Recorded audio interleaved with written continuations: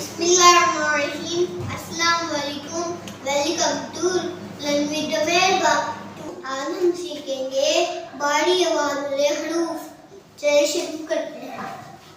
मैं दो अंकों वाली है से दोस्ती कर लेता है, फिर बनता है भ।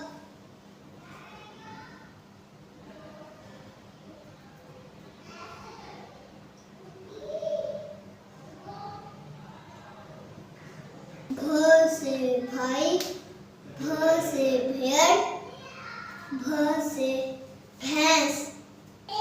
जब पे दो अंगुली है से दोस्ती कर लेता है, फिर बनता है फे।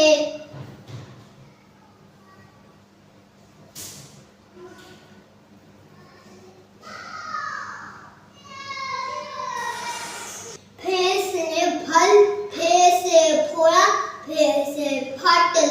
अगला है ते। जब ते दो अंगुली है से दोस्ती कर लेता है, फिर बनता है थे।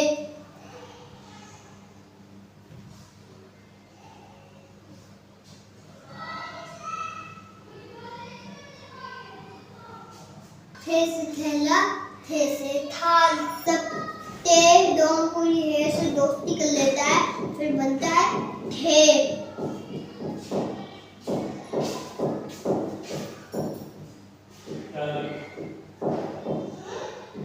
थे से ठीक, थे से ठंडा, थे से थैला।